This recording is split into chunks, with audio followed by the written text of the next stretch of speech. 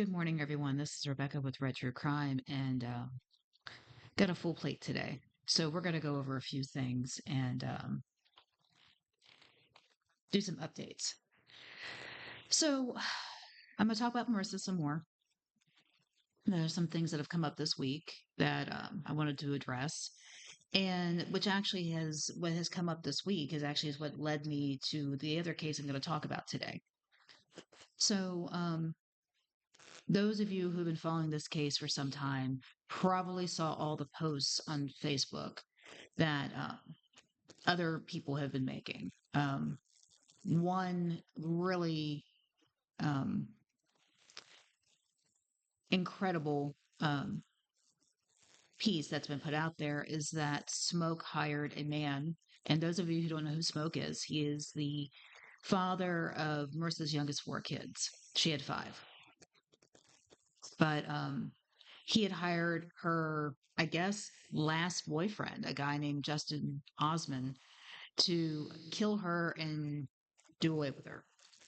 So I don't know how much truth is to that. That is something that only time will tell if that comes to pass. I do think it's interesting because this Justin Osmond person, I had asked Detective Denny, who is the lead detective on Marissa's case, oh God, 3 months ago, about this person because I had heard that she had been dating this guy up to about a month before she went missing. And the word was, and again, when I say the word, I mean, this is what Sarah Carmichael, Marissa's mother, told me that he was engaged to another woman. Uh, they didn't know that till right around when they broke up. And then he was very controlling, apparently got into an altercation with a Waffle House manager because this person, in his eyes, had feelings for Marissa or was looking at it a certain kind of way. And I don't know. Like I said, I don't know a lot about this guy. I kind of checked out his Facebook pages. Not a whole lot on there to really give me any info other than the fact that he posted that he was engaged in 2021. Now, whether he is still with that person, that I do not know. But that is the word on Justin. Now, another piece of outlandish information that came out, and I don't believe this is true. Um, Somebody posted that Marissa was pregnant when she went missing, and that Justin's family admitted this. Now, I don't know where this would have come from. I've had, people have been searching Facebook and around for any type of information about this. There's nothing out there.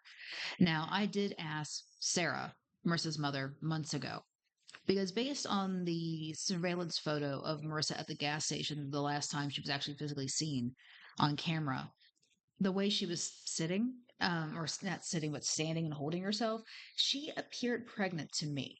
But, and however, she was a healthy girl. So it's possible I was wrong on that.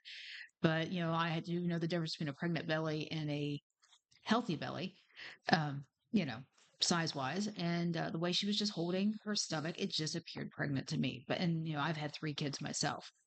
But I asked her mother about that. And she said that after her last child was born, the child with the skeletal dysplasia, poor little thing, they went ahead and tied her tubes. Now, this piece of information that got put on Facebook was saying that she was pregnant. The boy's family, the Justin Osmond's family, knew about this. They've been talking about this, kind of ratting him out, and that Sarah Carmichael was a liar about this. The only way to prove any of this would be to look at Marissa's medical records, which I don't have access to. So, I mean, if she did, in fact, have the tubal surgery, then, it would be in that. But again, making statements like that without actual proof can get you into trouble. So, like I said, I even suspected she was pregnant months ago, but again, without proof, there's no way to know if she actually was. And if she had a tubal done, she definitely wasn't. So, I don't know. But that's just some of the information that has come out this past week. Um, and now, the last bit of information I'm about to reveal is what led me to the case I'm about to talk about. There was I think it was Monday. Don't quote me on the days, but I believe it was Monday. A whole troop of officers and a coroner's van went out to Asheboro, North Carolina, which is about 28, 30 minutes away from here. And a very rural area. That's also where the zoo is. So, I mean, it's extremely rural. And they went out there to the Deep River. And it's actually what's called Deep River. And I don't know if it's a lake, but if it's a river and they call it Deep River, I'm not sure. But they went there and started dredging it. And there was speculation that Marissa's body could be there. But and the only reason why people were suspecting that was because Shawnee Leely, who's been someone who's been mentioned multiple times involved in this case, actually has lived out in Asheboro. So there is a tie there. Now, here's the other thing. Asheboro is not that far away from Trinity. They're actually in the same county. So if she could have been put away somewhere in Trinity, she very easily could have been put away somewhere in Asheboro. So I'm not going to say that this is ridiculous to not even consider Asheboro because it's a possibility. And that's if Sean is involved. But again, all the people I have talked about in this case have reasons, have motive, have something to do with this case. Doesn't mean that they're guilty, doesn't mean that they did anything, but circumstances does kind of tie them in. And oh yeah, I forgot about Victor. Victor Martinez, Tasha Poplin's on and off again boyfriend.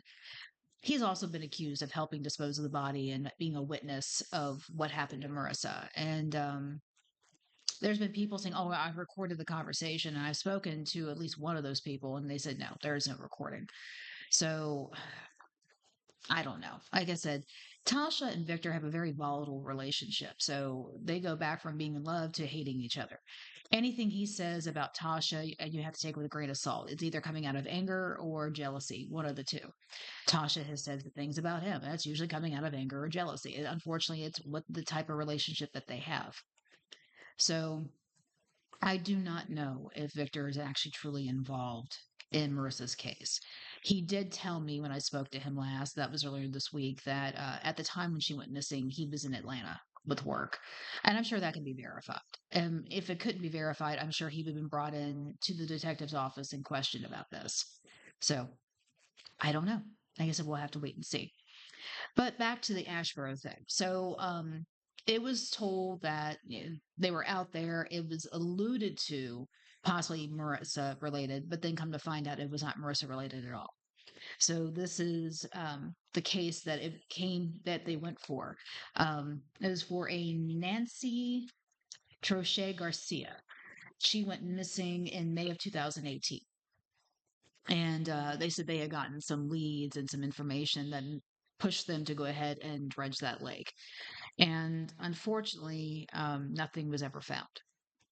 Um, so I don't know. 6 years in a lake, I don't know. Unless you. But let me go back into what the circumstances was of her missing. So, she was last seen on May 19th, 2018. She stopped at the 300 block of East Balfour Avenue to drop off her daughter, who at the time was 6 months old. And she was dropping her daughter off to her ex boyfriend, who's the father of the child, and his sister. Now, she had told them, now they said she told them that she was going to Mexico to go take care of her sick mother. So, this is where we're getting the Mexico story. She never returned to Mexico. She never came back and got her kid. She just basically vanished.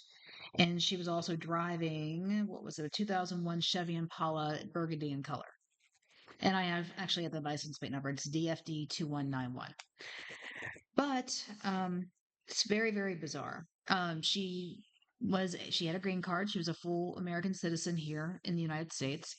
Um, Very petite woman, 5 feet tall, maybe anywhere between 90 and 125 pounds. I mean, that's tiny. I go about 135 myself, and I'm 5'3", so I think I put up more of a fight than she could. And she had black hair, brown eyes, and let's see, she had some tattoos on her hand and whatnot. But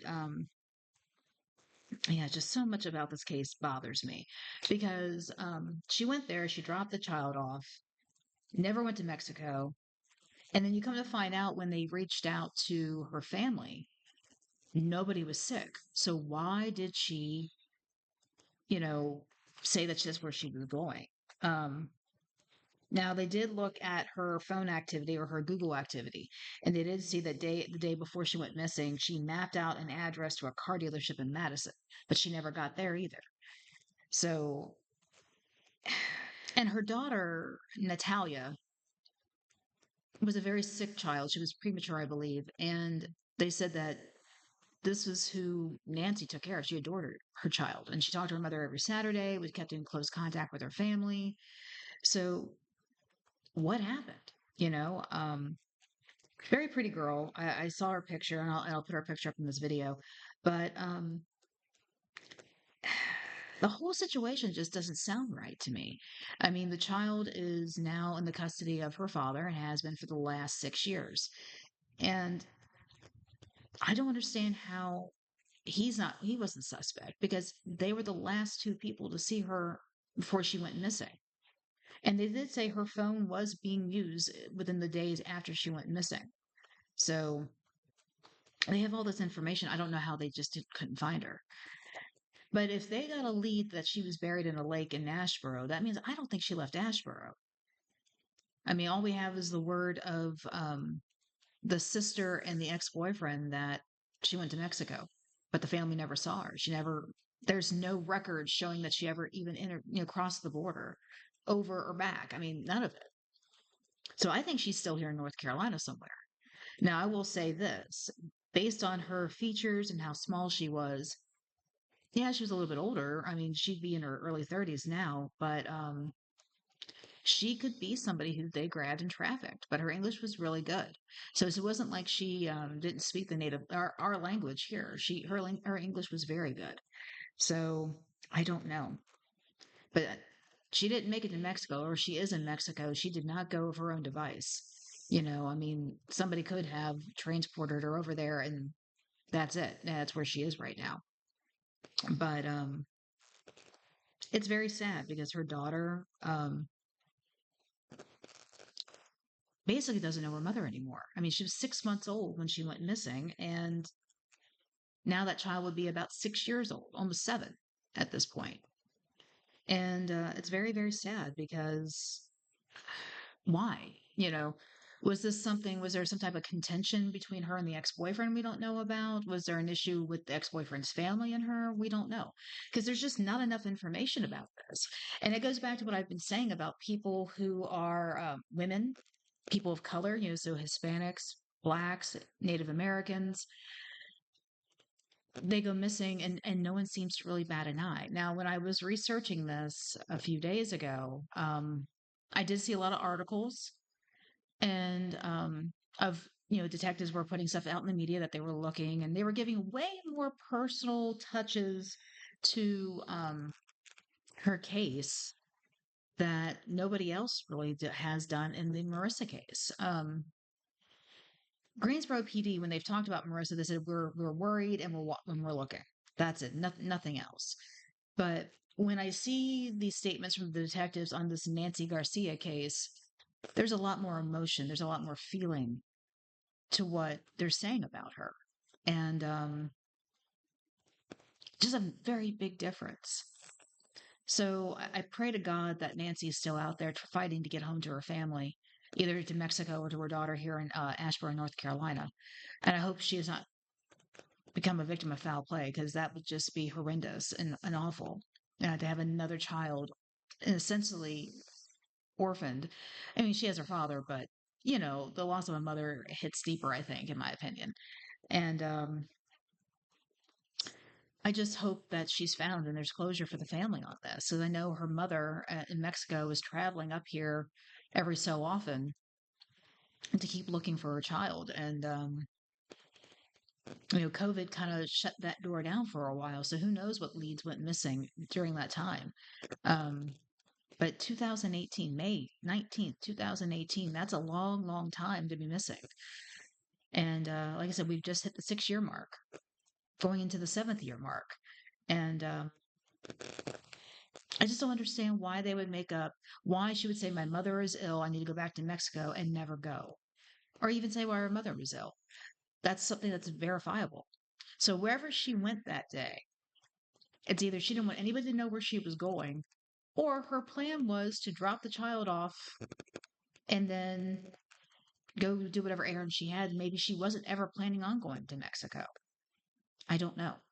But she was a good worker. She stayed with the same employer for years. I don't know. I mean, she very much cared for her family. Her child was her life. Why would she disappear like that?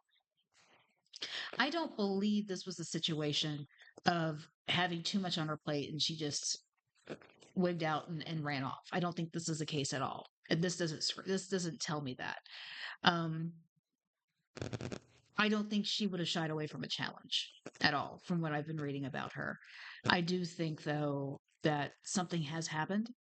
I do think she's been taken against her will, or someone did something to her and she wasn't expecting it. Like, unfortunately, I know I keep harping on this, but in cases of missing people, first person you look at is the significant others. Because very seldom do people get taken by strangers. I mean, it's usually somebody they know. And we don't know what kind of relationship she and the ex-boyfriend had. It seemed like they got together and then broke up almost immediately after the child was born. So who knows why that was? Was there infidelity on his end or her end? We don't know. We don't know if she was dating someone else. That's not something that's in the reference material that I was looking up. So there's a lot to this case that's not known. But I dare say that the ex-boyfriend probably has been questioned a great deal. And I still think maybe, just maybe, he's involved, but I don't know. Like I said, I'm just one person, so I don't know. But again, my theory is she's either A, being trafficked, or B, she is no longer alive. And quite possibly the ex-boyfriend or the ex-boyfriend's family is involved because they have the child. So sometimes in those situations, it's not about money. Sometimes it's just about getting custody of the kids, and you take out one person to get what you want. I don't know, but it's something you have to consider. And maybe the police do think he's a suspect, but do not have the evidence to really charge him with anything. Who knows? But as I will keep saying this, so let me go over her particulars one last time before I end this. Her name is Nancy Troche Garcia. She'd be 33 years old now. She went missing May 19th, 2018. She is anywhere from 4 foot 11 to 5 feet, weighed anywhere from 90 to 125 pounds. She has black hair and brown eyes. Also missing is a 2001 Chevy Impala burgundy in color. North Carolina plate, D as in David, F as in Frank, D as in David, 2191. And she's been classified as an endangered missing, originally from Mexico. Um, and like I said before, I don't know what she was wearing that day. That was not put in any information that I saw. She does have a tattoo of some flowers on her hand. Um, so that is something that is important to keep in mind. And yeah, like I said, that's all I really got. They did get some leads to go to search the Deep River on July 1st, 2024. And from what I've been told, nothing has been found. Nothing's been recovered. So that was a dead end. But keep looking, people. Keep an eye out. You never know. If you know something, say something. Um, there's a child missing their mother, a mother missing her daughter on both ends. Nancy could be missing her child, Natalia, and Nancy's mother could be is definitely missing her in Mexico. So, and she has siblings. She's one of 5 siblings, or one of 5 kids, and I'm sure they're missing her. I want to know what happened to her. Uh, so again, if anybody has any information, reach out to the Asheboro Police. You can also always reach out to me anonymously. I can get it to them. You can reach me on Facebook. You can reach me on YouTube, wherever I'm available. But again, keep looking, people. Keep your eyes open. You never know. You might see something that might actually bring somebody home. So this is Rebecca with Red True Crime. Go to my YouTube channel, Red True Crime. Subscribe, like, share, comment, criticize, whatever it is you want to do. I also have a Facebook page. You can comment there. And my website's going to be down for a little bit. That's I'm getting it upgraded, so we're going to see what that looks like at the end of things. But otherwise, be rude, be weird, be rude, be safe. Like I always say, if you're weird and rude, they won't take you. I really believe that. And have a great holiday weekend, everybody. Be safe out there. Don't drink too much. Don't blow up anything. And keep your eyes open. Have a great day.